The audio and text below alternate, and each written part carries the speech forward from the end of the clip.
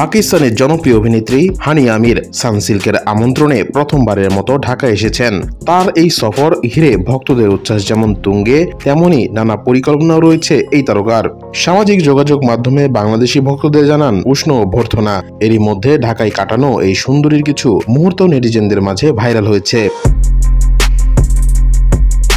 শুক্রবার বিকেলে ঘুরতে যান ঐতিহ্যবাহী আহসান মঞ্জিলে। সেখানে কাটান বিশেষ কিছু মুহূর্ত, আর তার নিজের ইনস্টাগ্রামে ভাগ করে নেন হানিয়া। তার এই ঘোরাঘুরিতে সঙ্গ দিয়েছেন কন্টেন্ট ক্রিয়েটর ও ফুড ব্লগার ইফতেখার রাফসান। এদিকে ইফতেখার রাফসান সামাজিক যোগাযোগ মাধ্যমে হানিয়ার সঙ্গে এক গুচ্ছ ছবি শেয়ার করে ক্যাপশনে লিখেছেন, হানিয়া কেন ব্রেকআপ জালমুড়ি খেলো।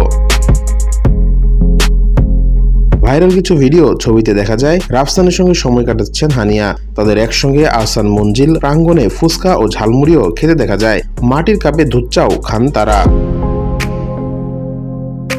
প্রসঙ্গত 1997 সালের 12 ফেব্রুয়ারি পাকিস্তানের রাওয়ালপিন্ডিতে জন্মগ্রহণ করেন এই অভিনেত্রী। খুব অল্প সময়ে তিনি প্রাণবন্ত অভিনয় ও উজ্জ্বল ব্যক্তিত্বের মাধ্যমে দর্শকদের মনে স্থান করে নেন।